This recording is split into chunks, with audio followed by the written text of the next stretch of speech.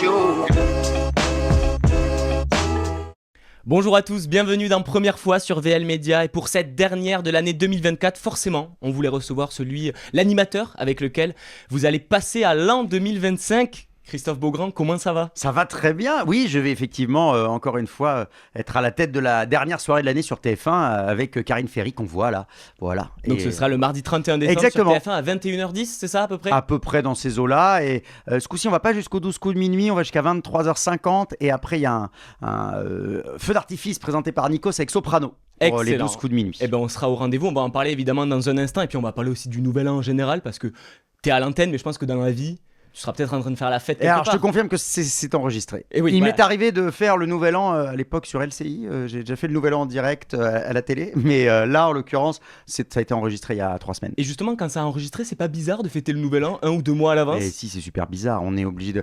Même le public, les gens qui viennent, on leur dit de s'habiller chic. Donc les mecs, ils arrivent en smoking, ils ont pris le métro, c'est chelou. Ça fait bizarre. T'as là en robe de soirée avec des trucs à paillettes. Mais voilà, on sait bien qu'on n'arriverait pas à voir nos invités un soir de 31 parce que comme tout le monde ils sont en vacances moi ça me ferait plaisir de pouvoir faire une émission France en 2 direct le le fait, en 31 direct des Champs-Élysées. ouais alors il y a une partie qui est en direct mais généralement les passages d'artistes sur scène qui chantent très souvent c'est enregistré. Il y a une partie de l'émission qui est en direct et une partie qui est enregistrée. C'est intéressant d'avoir les coulisses aussi parce que les gens se posent des questions. Mais oui. C'est vrai que toi en plus à la limite tu fais pas le décompte de minutes donc non c'est un peu moins mais je l'ai bizarre. fait l'année dernière et l'année génial. d'avant on faisait le décompte et donc et on le faisait avec chaque groupe d'invités donc on a fait à peu près 10 fois bonne année. Et on a l'habitude avec Le 17 octobre, c'est magnifique. Oui, c'est ça. Nous, on a tourné fin novembre, ça a progressé. Ça commence. On était à un mois pile. Mais je sais que, par exemple, assez drôle, vendredi soir, ils ont diffusé l'émission spéciale de Masked Singer, le spécial Noël. Ils l'ont tourné au mois de mars. Parce que ça a été tourné en même temps que la saison de Masked Singer qui est passée au printemps dernier. En juin, un truc comme ça, mai-juin, et ils ont profité du tournage pour tourner cette spéciale, mais du coup ils l'ont tourné au mois de mars, ce qui n'a aucun sens. Et c'est donc ça les coulisses de la télé, en fait, c'est que des mensonges. Les sapins de Noël au mois de mars, c'est bizarre. Hein. Christophe, donc comme je te disais, on est évidemment ravis de te recevoir dans cette émission. Ça faisait longtemps que je te voulais face à moi parce que je suis ravi d'être là. 1000 questions à te poser, et on va aussi revenir sur ta jeunesse, sur ton enfance. T'as une enfance qui est quand même assez particulière, et c'est une enfance peut-être un peu compliqué, notamment à l'époque du collège, de la primaire, du lycée, où tu as vécu du harcèlement. On va en parler dans un instant parce que c'est important d'en parler et il faut en parler aux jeunes qui nous regardent, évidemment. Tu es hyper engagé sur ces sujets-là. Mais d'abord, on va revenir un petit peu sur ta passion des médias. Et ça vient à peu près à l'âge de 6 ans, je dirais. Ouais, même avant, je crois. Mais effectivement, j'ai toujours eu une fascination pour la télé, la radio aussi, mais beaucoup la télévision. Pourquoi cette fascination ? C'est le fait d'écouter des grosses voix à la radio ? Je sais pas, c'est un truc, il y a eu quelque chose qui m'a appelé, en fait, vraiment. On peut pas vraiment savoir pourquoi. Mais ensuite, il se trouve que avec ma classe de maternelle, j'habitais à Nancy quand j'étais petit dans l'Est de la France et on a été invité avec la classe de maternelle dans une émission de la station locale de France 3, on appelait ça FR3 à l'époque, c'était FR3 Lorraine Champagne-Ardenne et j'ai visité ce jour-là pour la première fois un studio télé, mais j'avais 5 ans. 5 ans et demi, un truc comme ça, 6 ans. Et t'en gardes quoi justement ? Ça t'a impressionné ? Je me souviens de tout, c'est incroyable. Alors que j'étais tout petit quand même. Je me souviens des caméras qui étaient énormes à l'époque. Là, vous avez des petites caméras miniatures ici. Ça a progressé. Mais nous, c'était des espèces de caméras, ce qu'on appelle des lourdes, des caméras énormes sur roulettes parce que tu pouvais pas les déplacer. Et puis la carte météo où à l'époque on collait les nuages, tu sais, avec des aimants. C'est génial. Alors que maintenant c'est en fond vert. Ah bah oui, maintenant c'est en fond vert, c'est automatique, c'est numérique. Et je me rappelle que je me suis dit, mais c'est ce que je vois à la télé, j'ai envie d'être de l'autre côté, c'est ça que j'ai envie de faire. Mais j'en ai un souvenir très précis et ça date maintenant puisque ça devait être en 83 je pense. Et t'en parles directement à ton entourage, par exemple je pense à tes parents, tu leur en parles très tôt je leur en ai parlé. Et ils te soutiennent parce que souvent un petit gars de province, les parents n'ont pas forcément de contact à Paris, non mais c'est compliqué, moi je viens du sud-ouest, tu vois, c'est assez... Ça s'adapte un petit peu, mais moi toute ma famille est originaire du sud-ouest, donc... c'est d'où ? de Villeneuve-d'Ornon, Talence, Bordeaux, le bassin d'Arcachon. Ah je suis plus bas, tu vois, je suis à Tarbes. Oui ça c'est un peu plus fort là que ça. Mais bon, tu dis chocolatine, donc c'est le principal. Mais c'est évident, il n'y a même pas de débat Christophe. Tout à fait. Team chocolatine en force, #Team chocolatine. C'est ça qu'on retiendra de cette interview. Évidemment, c'est ce qui est le plus important. Mais c'est vrai que à un moment donné, j'ai eu la chance d'avoir des parents qui ont entendu, qui m'ont toujours dit qu'il fallait faire mes études, que c'était important, etc. Mais qui m'ont aidé. J'ai pu être animateur sur une petite radio locale à 13-14 ans, qui était dans le 91. Ensuite, on a habité en région parisienne, donc j'étais en région parisienne et voilà, j'avais trouvé en cherchant dans l'annuaire. Et ma mère, tous les samedis, je préparais mon émission toute la semaine et ma mère, tous les samedis, m'emmenait juste après le déjeuner du samedi à mon émission de radio. C'est génial. Et j'étais à fond. Tu vois, je crois qu'il devait y avoir 3 auditeurs, dont moi. Mais c'était génial. Mais ce qui est génial, c'est que l'histoire que tu racontes là, moi j'étais chez Pontac Radio, donc une radio du sud de la France, une radio locale aussi, et ma mère m'a amené aussi après le repas. Il y avait le fermier qui nous bouchait la route avec le tracteur, il y avait 4-5 auditeurs, et puis on faisait l'émission. Tu vois, et je trouve ça génial, parce que c'est un peu l'histoire d'un gars de province finalement qui a toujours rêvé de faire ce qu'il voulait faire et qui l'a fait. Et t'es monté à Paris après, t'as réalisé tes rêves. C'est-à-dire que la chance de pouvoir réaliser le rêve de gosse, le rêve qu'on avait quand on était enfant, moi je me pince tous les jours et je me dis mais quelle chance j'ai, et je remercie les gens qui me suivent parce que bon voilà, j'ai la chance de pouvoir continuer ce métier parce que quand je présente des émissions, il y a des gens qui les apprécient suffisamment pour que le patron se dise bon, on va continuer à le faire bosser, et c'est un privilège, c'est un luxe incroyable. Mais t'as peur qu'un jour justement tout s'arrête? C'est un peu les risques du métier aussi. Ouais, alors c'est un métier à la con. C'est-à-dire c'est un métier difficile parce que tu te remets en cause sans arrêt, parce que tu sais jamais si le projet que tu as fait, si les gens vont adhérer ou pas. Et puis après, il y a les questions budgétaires, il y a tout un tas de choses qui rentrent en ligne de compte. Et puis après, on se dit, ah bah tiens, il faut un peu de renouveau, il faut changer les visages. Et puis on se dit, tiens, toi, t'es un peu trop, on t'a vu longtemps, tu fais partie des meubles, donc il faut c'est très compliqué, il faut réussir. C'est pour ça qu'il faut, comme on dit souvent, il faut pas mettre tous ses œufs dans le même panier. J'ai la chance de faire plein de choses très différentes. Je fais à la fois de l'animation, du journalisme, je suis aux grosses têtes sur RTL, à la radio. Je fais plein de choses très très différentes. Mais j'ai pas vraiment cette peur-là, parce que j'ai le sentiment, je l'avais cette peur, je l'ai moins. J'ai le sentiment que j'ai réussi, alors j'espère, que j'ai réussi à construire un truc avec le public, avec des gens qui me connaissent en tout cas, qui me reconnaissent, et ce lien-là, je me dis que je pourrais toujours en faire quelque chose. Mais écoute, après, oui, tous les ans, tu te remets en cause, tu te remets en question. L'émission que tu fais, est-ce qu'elle va être re-signée pour l'année suivante ou pas? Et justement, tu peux jamais savoir. Justement, mais ce lien que tu as avec le public, avec finalement, c'est des inconnus. Eux te connaissent, mais toi, tu les connais pas forcément. Est-ce que c'est pas un peu effrayant aussi au début, quand on passe du petit gars qui faisait de la radio locale en Lorraine à animateur sur TF1? Mais non, alors, en fait, ce qu'il faut comprendre, c'est que ça prend énormément de temps. Ouais. Les gens pensent, tu passes à la télé, on te connaît direct. Alors ça marche avec les jeunes de la Starac, par exemple. Oui. Mais pour un animateur, moi, ça s'est vraiment fait au fur et à mesure. Pendant longtemps, moi, j'avais pas de nom. J'étais, c'est le mec de 50 minutes inside. Et c'est comme ça que. Mais on mettait pas de nom sur ce visage. On me reconnaissait, ou parfois, quand tu commences à passer à la télé, les gens te reconnaissent, mais ils pensent qu'ils te connaissent d'ailleurs. Disent, on n'était pas dans la même classe au collège. Il y a une dame, je me rappelle, à la caisse d'un magasin, qui me dit, mais vous n'êtes pas le responsable de la halle aux chaussures de Montlhéry? Je dis, non, je fais de la télé. Elle me dit, arrêtez vos conneries. Bon, alors, donc pour cette dame, je suis resté le patron de la halle aux chaussures de Montlhéry, et tout va bien, c'est pas grave. Et on l'embrasse. mais ça met du temps avant vraiment de rentrer dans la tête des gens, que les gens sachent, t'identifient, sachent qui tu es, connaissent ton univers. Donc t'as pas vraiment, enfin moi, en tout cas pour moi, parfois ça peut peut-être se passer comme ça, mais moi ça s'est passé tellement petit à petit, par étapes, que ça n'a pas été trop compliqué. Et il y a des gens justement dans la rue qui disent, putain, vous ressemblez vraiment à Christophe Beaugrand. Ah oui, ça arrive. Et quand tu leur dis, oui, c'est moi, ils te disent, En fait, les réactions des gens sont marrantes parfois. Moi, je me rappelle, je faisais souvent, que ce soit à la radio avec les grosses têtes, ou dans des trucs un peu déconnants, rigolos, où je me mettais en scène avec beaucoup d'autodérision. Et je me rappelle d'un mec, je suis dans la rue comme ça, il m'arrête, il me regarde, il fait « Oh, vous êtes con, hein !» Et là, je dis, écoutez, je prends ça pour un compliment, monsieur. Et le mec dit, après il s'est repris, il me dit, non, mais je veux dire, vous me faites rire, vous faites toujours le couillon, etc. Mais il me fait, vous êtes con. C'est rigolo. Tu t'attends pas à ce que les gens te disent ça. Mais en même temps, quand on vient de parler comme ça de manière aussi naturelle, ça veut dire que tu as réussi à rentrer chez les gens, en fait. Oui, il y a un lien qui s'est créé. Exact. Et un lien moi, ce qui me plaît beaucoup, j'ai pas envie de créer avec le public un lien, comment dire, le côté, je sais pas, star, très éloigné, distancié. Moi, on me tape dans le dos et c'est ce lien-là qui me plaît, en fait, de vraie proximité avec les gens. Mais de toute façon, c'est fini. Il n'y a plus la même fascination pour la télé qu'il y a pu y avoir il y a 25 ou 30 ans. C'est intéressant parce que comment tu l'expliques justement ça? C'est l'arrivée des nouvelles. À cause de vous. À cause de nous. Oh, on est quand même dans un studio télé, donc. Mais non, mais les gens, effectivement, aujourd'hui. La télé est désacralisée, il y a les réseaux sociaux, il y a la télé-réalité qui a fait que tout le monde maintenant peut avoir accès à ce qui avant n'était réservé qu'à une caste quand même très privilégiée. Aujourd'hui, tu as l'impression que tout le monde peut avoir son heure de gloire à la télévision. Et puis, beaucoup notamment de la jeune génération, regarde beaucoup moins la télé, c'est les youtubeurs, c'est Internet, c'est les plateformes.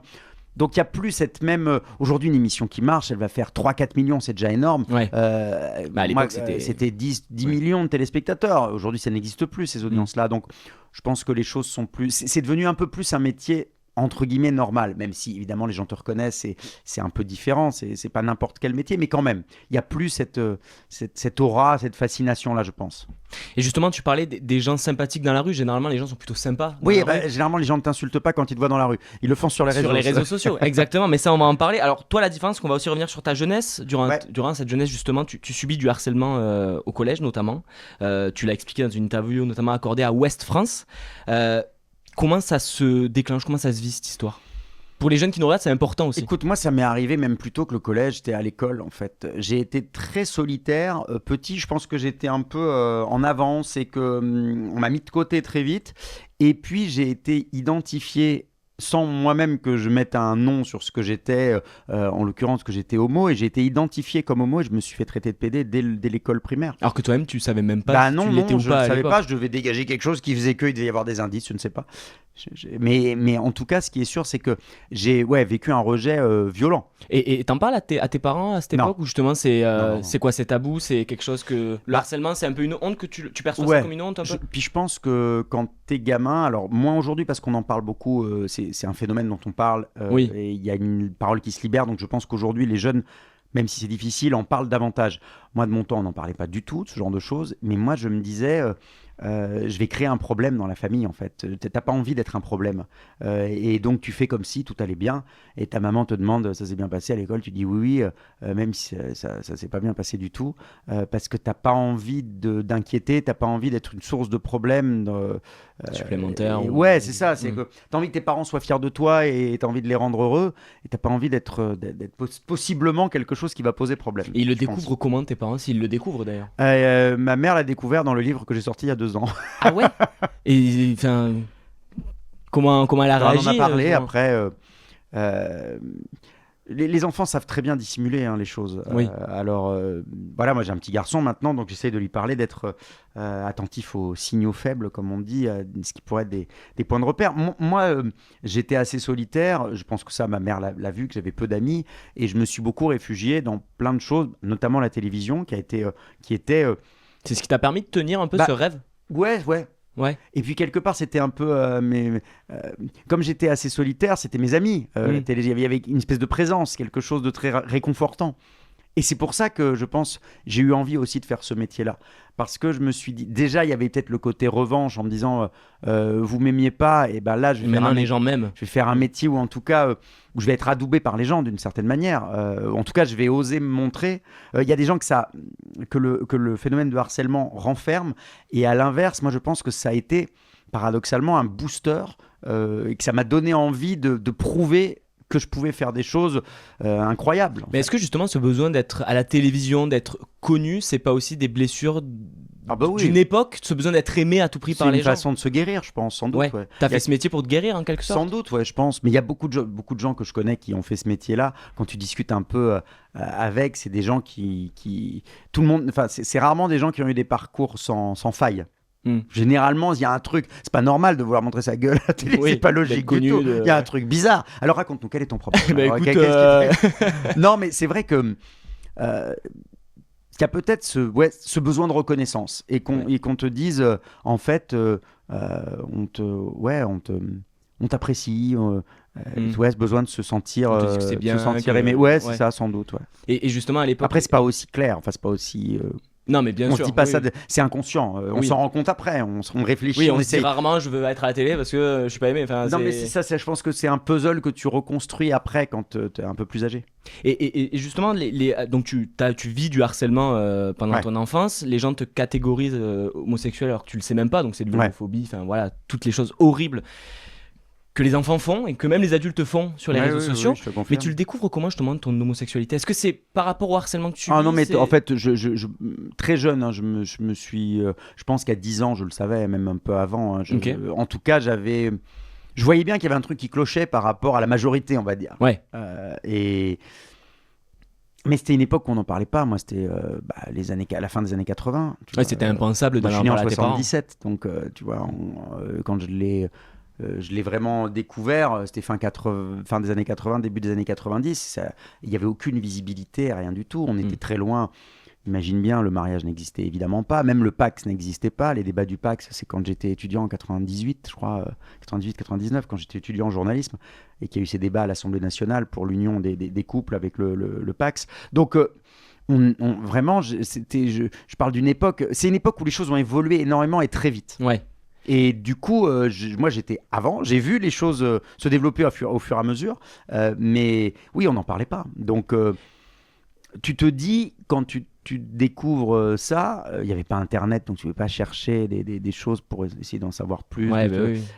Et tu te retrouves Un peu très, seul, très quoi. isolé. Ouais. Ouais, un peu isolé. Ouais. Et justement, quand aujourd'hui tu vis notamment sur X, donc sur Twitter, Ouais. le harcèlement, l'homophobie toujours présente, est-ce que ça réouvre certaines blessures du passé ou au contraire aujourd'hui il y a un côté un peu revanche et tu te dis mais moi là j'ai plus rien à Non, prouver, entre alors guillemets. ça rouvre pas les blessures, évidemment ça rappelle des choses, ça rappelle un vécu, mais ça me donne au contraire encore plus envie de me mobiliser et de me combattre et de combattre pour ces engagements dans lesquels je me suis lancé, pour justement la visibilité, pour la visibilité de notre famille homoparentale.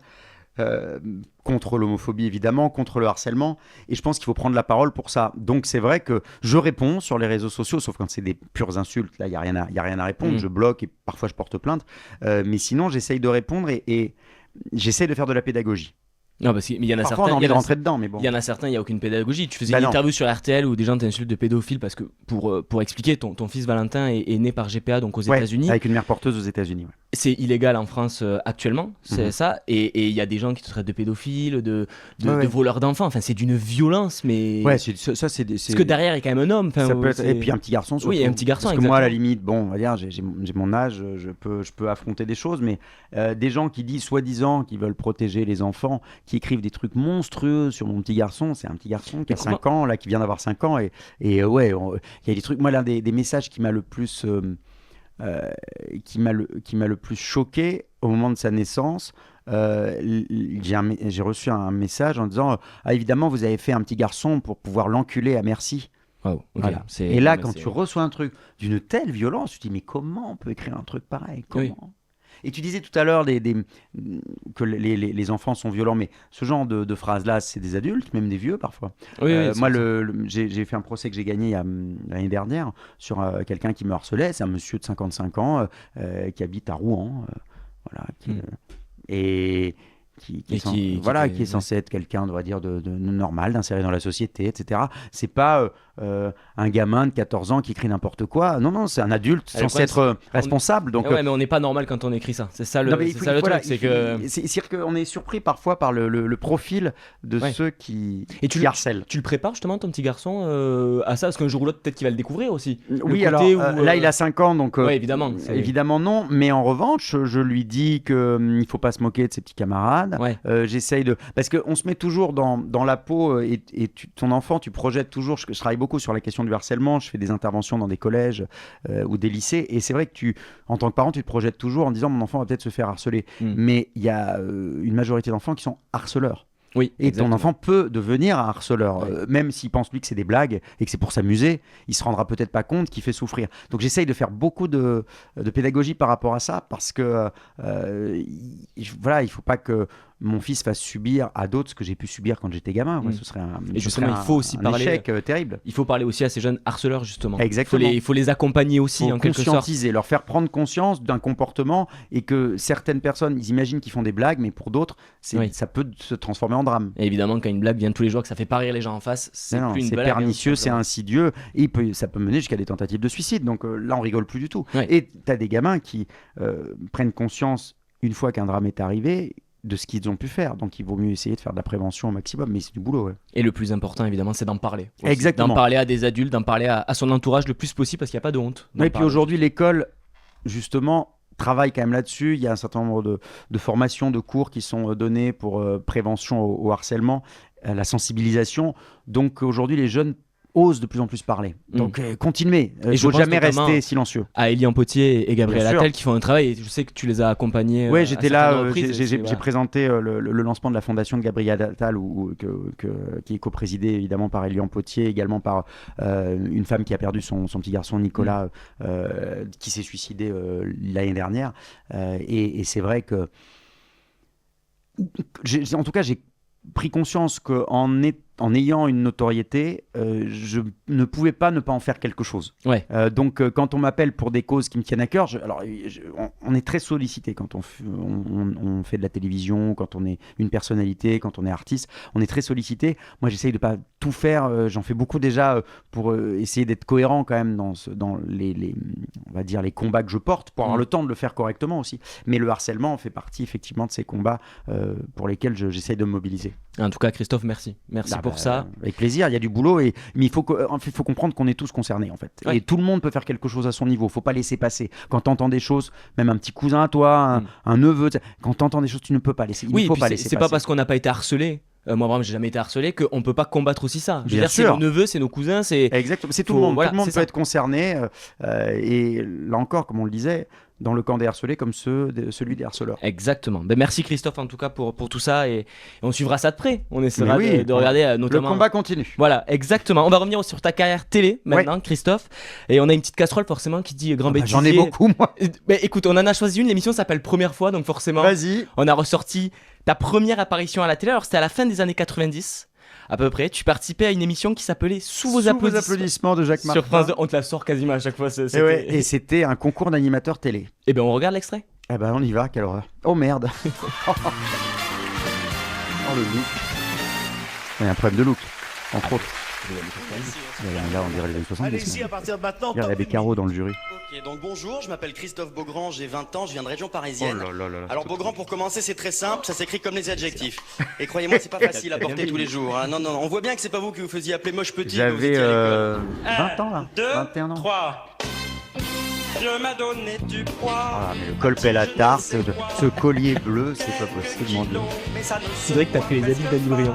Je te jure, c'est incroyable. Oh là là, quelle catastrophe. Et donc là, t'avais 21 ans. Ouais, je crois, ouais. Ça devait être. Attends, c'était 22, je crois. C'est marrant, tu fais plus jeune maintenant. Tu vois, Christophe. Oui, c'est le côté un peu papy à l'époque. Non, mais le look, ce costume, je sais pas. Je vais passer à la télé, j'ai mis un costume. C'était terrible. Mais bon, c'est un concours d'animateur télé qui durait sur toute la saison. Ouais. Et du coup, je suis arrivé jusqu'en finale. Je faisais partie des 3 derniers. Et c'est une fille qui a gagné. Je suis arrivé en 2e position. Elle a gagné un contrat d'animatrice avec France 2 qu'elle a jamais vraiment eu. En fait, elle a été, je crois, ils avaient refait un truc de Jeux sans frontières, genre un truc comme Interville. Elle a été arbitre, puis elle a jamais rien fait, la pauvre. Et voilà, mais il y avait aussi. Il y avait Willy Rovelli. Il y avait Laurent Artufel qui était dans ce jeu-là. Marc Choquet aussi, un journaliste qui bosse sur Chéri FM. Tout à fait. Marc Choquet. Donc voilà. Marc Choquet que j'embrasse, du coup. Marc Choquet, je l'ai connu à l'époque, il y a en 99, donc il y a 26 ans. On se connaît depuis longtemps avec Marc. C'était mon prof en école de journalisme. Ah ouais, Marc, ouais, je te jure, c'est pas une Marc Choquet, excellent. Et justement, tu gagnes pas ce concours. Non. Est-ce que t'es déçu? Ah bah oui, grave, les boules. Oui. Bah oui, parce que tu te projettes et puis tout le monde te dit ouais, si vous êtes super, c'est vous qui êtes le meilleur. Donc t'y crois un peu comme un con. et justement, est-ce que tu perds un petit peu espoir à l'idée de faire ce métier ou pas? Non, je perds pas espoir. Moi, j'étais tout jeune. J'étais encore en train de faire mes études de journalisme à l'époque, mais c'était un début. Bon, puis ça me permet après de faire des casseroles dans des émissions quand je viens. C'est bien. J'étais même pas né à cette époque-là. Mais Mais j'ai quand même retrouvé la casserole. je te déteste. Non, mais ce qui est génial, c'est que c'était aussi une façon pour le coup, de rencontrer. Tu l'as pas connu, Jacques Martin. Jacques Martin, qui était un mec extraordinaire, qui C'est était une légende. un animateur formidable et qui nous avait donné beaucoup de conseils. Moi, j'avais pas beaucoup parlé avec lui. Il me donnait des conseils. Il me disait toujours de ne pas oublier que à la télévision, on ne parle pas à la caméra, on parle au public. Il faut jamais penser à la caméra, mais quand tu regardes la caméra, il faut penser aux gens qui sont assis dans leur fauteuil, dans leur salon derrière, et toujours parler aux gens, vraiment. Et voilà, se dire qu'il y a quelqu'un derrière la caméra, vraiment. Et après, la carrière, on la connaît, t'enchaînes les émissions à succès. Les Oh bah, grosses ça a mis émissions. du temps, moi c'était Ça- vraiment Ça petit prend à du petit. temps, mais il y a eu Ouais. 50 minutes inside, il y a eu Ninja Warrior, il y a eu Oui. toutes ces émissions. On te retrouve évidemment sur TF1 Nouvelle saison de Ninja Warrior qu'on tourne au printemps, là, qui passera a priori l'été prochain. l'été prochain, toujours à Cannes. Ninja Toujours Warrior. à Cannes, Toujours ouais, à on va Cannes, Denis tourner Brognard, avec toujours. Denis, avec Iris et voilà, et on va bien s'amuser avec des nouveaux champions. On va changer pas mal de choses pour la nouvelle saison parce que ça nous a manqué. On a eu une saison courte la saison dernière, c'était juste 2 primes événementiels où on avait les concurrents, les meilleurs ninjas du monde entier, les équipes les unes contre les autres. On avait une équipe de France, c'était un peu nos Jeux Olympiques avant les JO. Ouais. Mais après, effectivement, comme il y avait les JO, on n'a pas diffusé Ninja toute la saison parce que les audiences auraient été compliquées puisque tout le monde regardait les JO. Forcément, c'était un événement énorme. Mais là, du coup, on revient l'été 2025. Et quelles sont les nouveautés un petit peu? Ah, On peut j'ai s'attendre. pas tout encore, mais Ouais. je sais qu'il y a pas mal de changements et on va essayer de mettre en avant beaucoup de nouveaux champions. Mais ce qui est génial, c'est que la dernière fois qu'on a tourné, ça date d'il y a 2 ans, parce que l'émission qui est passée l'été dernier avait été tournée en amont en 2023. Ok. Donc, du coup, on a beaucoup de jeunes qui ont eu 18-19 ans, qui ont eu leur majorité depuis. Parce Ok, que ouais. tous les ans, on a énormément de nouveaux, et notamment, il y a beaucoup de passionnés de parcours qui sont dans les salles ninja. Il y a des salles de parcours ninja maintenant un peu partout. C'est devenu une mode incroyable dans toute la France. Oups là. Et du coup, on va avoir plein de nouvelles têtes. Et ça, c'est génial. Et donc ensuite, forcément, t'enchaînes les émissions de télé. T'es un peu multicasquette parce que tu peux autant animer une émission de télé-réalité, un divertissement sur TF1, puis à la fois, hop, tu prends ta Et le JT casquette sur de LCI, journaliste. oui, c'est un peu surprenant. Alors qu'en France, on adore mettre des cases aux gens. On Ouais. adore dire si tu es chanteur, tu seras chanteur toute ta vie. Si tu es animateur de divertissement, jamais tu n'intervieweras, tu feras l'interview d'un politique. C'est Tu vois ce que je vrai, veux dire j'ai eu la chance de pouvoir faire les deux et de le faire encore. Puisque Et comment là, tu l'expliques? Là, je reprends à partir de demain matin la présentation de Bonjour, la matinale de TF1, qui est vraiment une matinale journalistique. Alors, il y a aussi une émission d'accueil et d'humeur, etc. Mais on interviewe des hommes politiques le matin. Il y a le JT, tu fais les relances du JT. S'il se passe quelque chose, on est en direct et on suit l'actualité, on est en breaking news. Voilà, c'est une vraie émission de la rédaction, donc de journalistes, tout en ayant de l'humeur, etc. Mais moi, je me suis jamais posé la question, en fait. J'ai toujours eu envie de... Enfin, moi, ça m'intéresse autant. Pour moi, comment te dire, faire du pur divertissement comme le grand bêtisier et parler de l'actualité, expliquer la politique, pour moi c'est la même chose. C'est l'idée d'aller vers les gens et de le partager avec eux, de leur expliquer les choses, de les prendre par la main. Ça peut être pour les divertir, ça peut être pour les informer, mais moi je travaille de la même manière, en fait. Finalement, ce sont ces gens derrière la caméra Les fameux dont me parlait Jacques tu vois, Martin, t'as jamais exactement. perdu. Et depuis 2014, t'es aussi sociétaire des grosses têtes Oui, sur c'est génial. RTL. 2014 déjà. Depuis Putain, oui, c'est 2014. vrai, Ça fait 10 ans, tu fais tes 10 ans aux grosses têtes. Ah ouais, déjà. Tu vois Ah et... ouais, 10 ans de Laurent Ruquier, j'avais bossé avec lui 2-3 ans à Europe 1 avant. Ouais, tout à fait. Et je suis venu avec lui à RTL. Émission légendaire, il y a Ah ouais, c'est quelques génial. jours, Laurent Ruquier t'a répondu parce que tu aimerais, tu souhaiterais prendre, être le calife à la place du calife, quoi, prendre sa place. Non mais alors c'est rigolo parce qu'on est rentré là on était en voyage à Reims il y a quelques jours pour faire les grosses têtes depuis Reims et on fait des délocalisations de temps en temps.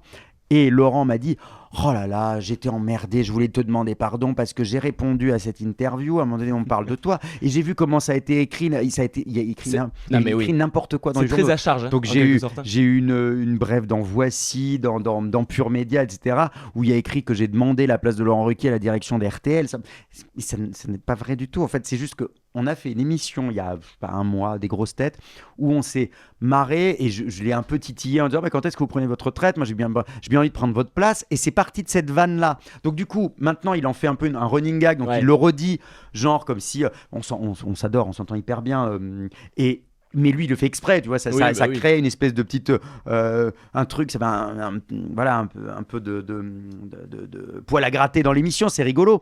Et du coup, on lui demande qui vous voyez, et là, il dit on entend parler beaucoup de Christophe Beaugrand, mais moi, et il me dit juste, ce qui est vrai, il me dit, moi, il faut pas qu'il en parle trop, parce que généralement, quand on en parle trop, après, les décideurs, ils préfèrent choisir d'autres gens. C'était juste un conseil d'amis, mais ça a été repris un peu partout en disant genre, il veut pousser Laurent Ruquier dans les escaliers. Mais bon, si jamais il est plus là, moi je serais ravi. Hein. Voilà, c'est ça qu'on voulait, c'est que mine de rien, les grosses têtes, ça te plairait de les animer. bah, le jour où Laurent Ruquier prend sa retraite, c'est une émission géniale. Mais c'est compliqué quand même à animer parce que De Chavannes s'est un peu cassé la minette dessus. C'est une émission très compliquée. Il y a que Laurent Ruquier qui a réussi. Il n'y a que lui qui l'a essayé, à part De Chavannes. À un moment donné, ils ont décidé de virer Philippe Bouvard pour rajeunir la grille, mais Philippe Bouvard était encore assez jeune à cette époque-là, il devait avoir 70 ans, un truc comme ça, et puis ils ont mis De Chavannes, ça n'a pas marché du tout. La saison d'après, ils ont filé un pont d'or à Bouvard pour qu'il revienne, Oui. et ensuite... comme dit Laurent, de toute façon, c'est rarement toi qui décides quand tu arrêtes une émission, et c'est rarement toi qui décides aussi quand tu reprends une émission. Donc, c'est pas moi qui choisirais. Si à un moment donné, au moment où Laurent arrête, on estime la direction d'RTL, qui sera allée à ce moment-là à la tête de la station, estime que je suis un choix intéressant ou le meilleur choix possible, ce sera moi, mais il peut y avoir 40 000 autres personnes. Donc, et puis ce sera dans longtemps de toute façon, parce que Laurent, il en a au moins pour 10 ans à la tête des grosses têtes. Donc, Et puis il est encore jeune, Laurent. non, mais voilà, donc c'est un truc, ça n'a pas de sens en fait. Ouais. Mais évidemment, c'est une émission géniale. Ce type d'émission-là, ça m'éclaterait. Mais voilà, il y a absolument aucune affaire. Tu vois, j'entends, voilà. Donc voilà, Laurent Ruquier recadre Christophe Beaugrand. Donc Christophe ne veut pas prendre la place de Laurent Ruquier. Mais si, Moi, bien c'est sûr que je officiel. veux piquer sa place. Putain, moi, j'essaye d'arranger les choses. Mais non, mais évidemment, virez-le. Place aux jeunes. Voilà, faisons un buzz. Voilà, exactement. Christophe, ton année, elle a été marquée par le retour d'une émission culte. Oui, Secret Story. Ah, c'est génial. Secret Story, on l'a attendu, ce retour. Ah bah, on l'a 7 attendu. ans. 7 ans, t'imagines 7 Ouais. ans qu'on l'attendait, ça Mais y moi est. aussi. La Voix l'annonce, c'était le retour en 2024. Et finalement, le soir de la première, alors il y a ce coup incroyable La fausse de la voix. voix. Mais c'était, moi j'étais dans ma tête, je me suis dit, ils se foutent de nous là, avec la mais fausse voix. ils se sont Mais foutus même de toi moi aussi, oui, oui. ils m'ont piégé aussi. Non mais c'est ça qui est fou, c'est que Ah, même toi tu le sûr. savais pas, c'était un truc Moi, de ils m'ont dingue. déprimé parce que il m'avait dit, il y a un gros truc, tu vas voir, une grosse annonce. Il ne voulait pas me dire. Le vendredi, l'émission commençait, on faisait en direct le mardi soir. Ouais. Le vendredi, en fin de journée, j'ai une réunion où je vois un peu plus les profils des candidats, etc. Et la productrice me dit, j'ai un truc à te montrer. Et là, elle me montre la vidéo qu'on a vue dans l'émission des adieux de la voix. Je lui dis, oh merde. Ah oui, tu l'apprends le vendredi Oh pour le mardi. non. Je dis, c'est pas possible. Et là, elle me débunk pas le truc, elle me dit pas que c'est elle me passe le truc et j'y crois en fait. Parce que ils m'avaient ils m'ont piégé en fait. Il m'avait dit juste avant, il a dit bon, on sait que c'est casse-gueule, mais à un moment donné et la façon dont les choses sont expliquées, on a l'impression que c'est Dominique Duforest, qui dit voilà, il faut passer à un autre moment, une autre étape. Et puis il faut une voix féminine parce qu'il faut féminiser l'antenne. Et on me dit que c'est TF1 qui demande de féminiser l'antenne. Et comme je sais qu'ils cherchent à mettre des femmes à l'antenne, je me dis tiens, pourquoi pas, c'est peut-être vrai, c'est peut-être logique. Et du coup, ça me tombe sur la tronche. Et puis on me fait écouter la nouvelle voix. Je dis oh putain, merde, c'est pas terrible quoi. Ah non, mais j'étais le premier piégé. Mais c'est ça qui est génial dans C'est cette excellent émission. qu'il t'ait piégé aussi. Je trouve Mais ça non, hyper mais- drôle. Et le moment où la voix réapparaît, c'est juste génial. Au niveau même des téléspectateurs, moi j'étais comme un dingue. Mais le Vraiment, problème, je c'est que c'était à 2h du mat. Oui. Donc, le souci, c'est que les gens qui ont voulu regarder en replay, ils avaient vu le truc était éventé sur les réseaux sociaux. C'est ça le problème, c'est qu'on était diffusé tardivement. On a commencé à 23h45. Ouais. Donc, le reveal, est-ce entre que guillemets, pour la toi- révélation, c'était à, il était, je crois, 2h moins 20. Est-ce que pour toi c'est une erreur justement d'avoir programmé Secret Story si tard? À l'époque c'était parce en que- prime le vendredi soir, tu vois. Non, alors, ça n'a jamais été en prime. Non, c'était après Koh-Lanta, pardon. C'était en Je fais une deuxième erreur. partie de Mais soirée. c'était un vendredi soir. Mais c'était en vendredi soir et surtout c'est à l'époque où Koh-Lanta, les épisodes étaient courts. Ouais. Donc l'émission elle commençait à 22h45, 23h, donc c'était pas trop tard. Là c'est vrai que après les émissions type Koh-Lanta qui sont longues maintenant, comme toutes les autres programmes, c'est généralement 23h45. Quand tu commences à 23h45, ouais c'est chaud. Après c'était juste le lancement. Le reste après les quotidiennes étaient aux horaires. Mais c'est sûr que oui c'est tard. Qu'est-ce que Ouais. tu peux dire autre chose. Et justement, c'est un peu tard. Disons que c'était une fois pour le lancement, donc tu peux veiller une fois pour le lancement et pour la finale. C'est pas dramatique. Mais si jamais on n'était pas reparti sur des hebdos, je pense que des hebdos à 23h45 un mardi soir, c'était peut-être pas le meilleur horaire. Mais bon. Et on verra. le casting a été extrêmement critiqué sur les réseaux sociaux. Oui, les gens mais se sont sont plaints jamais qu'il y ait contents. beaucoup d'influenceurs dans ce casting et pas des gens entre guillemets de Oui. la vraie vie. Il y en Est-ce avait que- sans est-ce doute que c'est trop. raté Non, alors non, tout n'était pas raté parce Ouais. que en fait le public s'est vachement attaché aux candidats au fur et à mesure et on voit aujourd'hui ça continue. On m'en parle toujours beaucoup. Les candidats sont toujours très vivants sur les réseaux sociaux. On avait plein de candidats vraiment anonymes aussi, mais on en avait 3-4 effectivement Ouais. mais moi je les connaissais même pas parce que je suis pas beaucoup sur TikTok, donc mais visiblement notamment Charlène et Francesca étaient visiblement très connus sur TikTok, donc moi je me suis fait piéger. Je pensais pas et j'ai bien vu que ça a agacé les gens et je les comprends. Mais pourquoi ne pas être allé chercher un casting comme la Starac? Les 3 quarts du casting étaient comme ça. Mais le problème, c'est qu'effectivement, ces profils influenceurs ont un peu jeté l'opprobre sur la totalité du casting, ce qui est Ouais. dommage. Parce que quand tu vois Léo, tu vois Lou, tu vois Justine, qui étaient nos héros quand même, qui étaient les personnages sans doute principaux ou Maxence, c'est des gens qui n'étaient pas du tout des influenceurs de rien du tout. Hein. Donc, Mais il en suffit de quelques-uns. mais voilà, c'est quelques-uns qui ont un peu gâché ça. Mais je pense que c'est juste au début, parce qu'au fur et à mesure, les gens sont attachés aux candidats. Et d'ailleurs, on a fait des études, on fait toujours des études quali, des études marketing pour avoir le retour des téléspectateurs. Les retours sont excellents. Il y a quelques critiques sur le casting, on le savait, on les a. Voilà, bon. Et ce qui est bien, c'est que tu répondais même pendant l'émission sur Mais Twitter, ouais, et c'est assez ouvert, tu vois. Enfin, Mais moi, comment te dire, je suis le premier téléspectateur des émissions sur lesquelles je travaille et je dis toujours que les émissions, ça se fait avec les téléspectateurs. Et notamment une émission comme Secret, comme la Star Academy par exemple, des émissions qui sont en direct où le vote des téléspectateurs est prépondérant, par définition, il faut écouter les gens. La télé, on la fait pas pour nous, on la fait pour les faire gens. plaisir au public. Ouais. Et à un moment donné, quand les gens font des retours, faut écouter. Alors, il y a à boire et à manger, il y a des gens qui sont agressifs, mais quand tu as des critiques qui reviennent, c'est qu'à un moment donné, on n'aurait peut-être pas dû faire comme ça. Donc ça, il faut l'écouter, il faut être humble. De toute façon, si tu fais ce métier, quand tu fais ce métier-là, il faut avoir une très grande part d'humilité. Parce que, voilà, a fortiori, je te dis, sur des émissions interactives. Ouais. Les gens ont envie de prendre possession du truc et c'est vrai que je pense que si on peut signer une saison 2, on prendra soin d'avoir un casting plus anonyme. Oui, j'en suis convaincu. Ça, on en a déjà parlé. Pourquoi si on peut? Tu nous annonces pas qu'en 2025, si mais non, très mais bien. c'est pas encore signé. Donc si l'émission est signée, je sais qu'on prendra soin pour le casting de s'éloigner d'influenceurs, etc. Donc pour l'instant, on ne sait pas si non, on ne sait pas encore. En 2025. Non, je sais que TF1 a envie, que Endemol a envie, que le public a beaucoup apprécié l'émission. Ça a été un carton, notamment sur TF1+. On a eu plus de 70 millions de vidéos vues sur la saison. Donc il y a cette envie-là. Les négociations sont compliquées, la situation économique aujourd'hui est compliquée, c'est une émission qui coûte cher, mais moi je suis convaincu que ça va revenir. Je ne sais pas quand encore, mais je suis convaincu que l'émission va revenir. Tu as envie d'y retourner? Ah oui, mais moi c'est sûr. Moi c'est sûr, c'est une émission pour laquelle j'ai un affect particulier. C'est la première émission que j'ai présentée en solo, que j'ai vraiment incarnée sur l'antenne, et c'était difficile parce que je passais derrière un très grand animateur. Benjamin Castaldi l'a présenté pendant 8 saisons. Moi j'en ai fait 4 du coup depuis. Et ce qui est marrant, c'est que toute la nouvelle génération, pour le coup, moi j'ai présenté 2015, 2016, 2017. Donc les gens qui ont une quinzaine d'années ou même une vingtaine d'années, ils n'ont jamais vraiment vu la version de Benjamin Castaldi. Ils ont vu que moi. Donc pour toute la nouvelle génération, Secret Story, c'est la voix évidemment qui est toujours restée, et c'est moi qui l'incarne l'émission. Donc c'est difficile de passer derrière un animateur aussi incarnant, aussi charismatique qu'un Benjamin. Et c'était un défi difficile. C'était pas facile au début d'ailleurs. J'ai eu pas mal de critiques parce que les gens disent toujours je préférais quand c'était Benjamin. Ouais.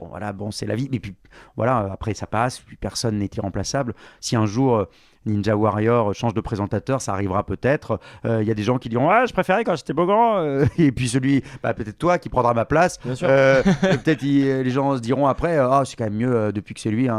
Puis quand je partirai, ils diront c'était quand même mieux avec Alexis Giron, tu vois. Et voilà, c'est comme ça, c'est un cycle, c'est logique. Donc là pour l'instant, en tout cas, il est encore question que ce soit moi quand même, à ma connaissance. Et on te le souhaite. Et justement, en parlant de choses qui s'arrêtent ou qui continuent, c'est un peu d'actu, j'avais envie un peu de poser cette question-là, mais C8 qui va fermer mars prochain, ça ne fin février, 28 février.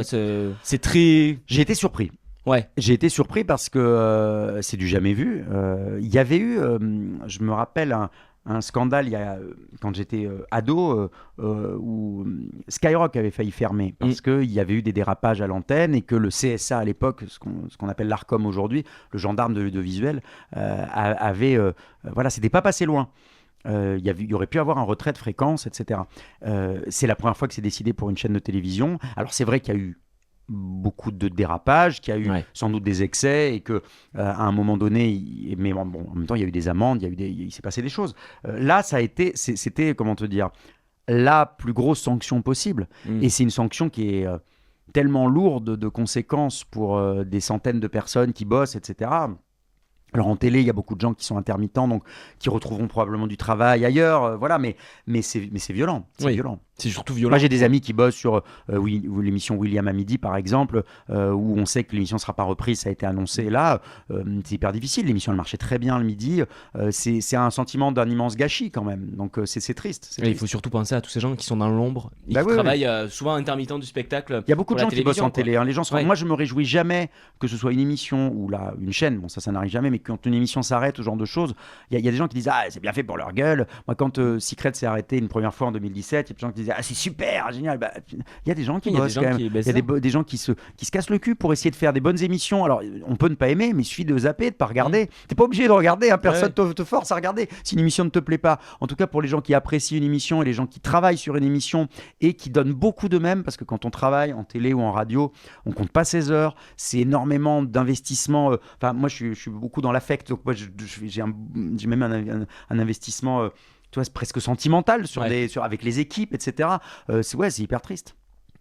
Christophe, c'est déjà quasiment la fin de cette émission. Mais je suis trop bavard. Mais non, mais on a passé un bon moment, Christophe, pour cette fin d'année. C'est très bon. Et alors, on te retrouve demain matin, toute la semaine. Demain matin, dans Bonjour, y compris le 25 décembre en direct, où nous aurons un invité exceptionnel, le Père Noël passera. Le Père Noël en personne. Le vrai Père Noël, à l'issue de sa tournée, il va passer vers 9h du mat. On verra dans quel état il est. Tu lui diras juste de passer chez moi avant, quand même. En principe, à 9h, il est passé partout. Hein. Ouais, même dans le sud-ouest, on est bien sûr. On est bien sûr. Il va très vite. Et on te retrouve, après le Père Noël, on te retrouve le 31 décembre donc sur TF1, avec le Grand Bêtisier du 31, co-animé avec Karine Ferry. Ouais, avec ma copine Karine, ça fait 6 ans qu'on a la chance de passer la dernière soirée de l'année avec les téléspectateurs de TF1. Et être en proximité, ce que je disais tout à l'heure, accompagner les gens dans des moments comme ça, c'est un truc, moi quand j'étais gamin, j'adorais regarder les bêtisiers, c'était un truc en famille, quand il y avait un bêtisier, j'étais hyper content. Et je me rends compte qu'il y a des gens qui m'envoient des messages en disant mon fils est hyper content parce que vous avez votre bêtisier. Voilà, maintenant c'est moi qui suis de l'autre côté, c'est génial. Et t'as des résolutions pour 2025 ? Écoute, les abdos, je l'aide éternellement depuis des années, ça n'a jamais poussé. Donc je pense que je peux essayer, mais ça ne marchera pas. Mais avoir la chance de pouvoir continuer à m'amuser et essayer de partager ça le plus longtemps possible avec les gens qui veulent bien continuer à me regarder et à m'écouter. Donc merci à tous. Et si tu devais résumer pour terminer ton année 2024, tu dirais quoi ? Mon année 2024, c'était une année, de renaissance, on va dire. Parce qu'il y a eu le retour de Secret, qu'il y a eu ce projet avec Bonjour. Donc il y a plein de choses qui ont ressurgi. Et donc voilà, on va continuer à faire pousser ces belles choses en 2025. Avec Christophe, merci d'être venu nous voir. Enfin, merci beaucoup. Envie de dire. Enfin. Cette dernière de l'année, on finit en beauté. Je te souhaite. Il était temps que tu m'invites, parce que je dis, il abuse le gars. Il m'invite. Si les gens, franchement, je l'ai invité combien de fois, 4 ou 5 fois. Et puis à chaque fois, ça s'est pas fait. Mais là, je suis content, tu vois, pour la fin de l'année, on se voit, ça y est, c'est parfait. C'est fait. Je te souhaite évidemment mon chèque est en haut là. Le chèque est en haut. Oui, mais ça, on avait dit qu'on en parlait après. Merde, pardon. C'est pour ça. Je te souhaite évidemment de belles fêtes de fin d'année. Et puis on se dit du coup rendez-vous le 31 décembre au soir pour fêter le nouvel an ensemble. Avec grand plaisir. Et si tu veux, promis, je m'engage, je reviendrai te parler de Ninja Warrior quand on aura tourné donc au printemps. Fin printemps, début d'été, on reparlera si tu veux, je reviendrai. Mais avec grand plaisir. T'es le bienvenu Christophe, donc on se retrouve en 2025. Le mec qui s'invite, si vous avez envie, si vous n'avez pas envie, vous me dites. T'imagines si j'avais dit non, non, merci. Bon, je me casse. Merci Christophe, merci à tous, évidemment, bonne fête de fin d'année, puis on se retrouve en 2025. À très bientôt. À bientôt, joyeux Noël.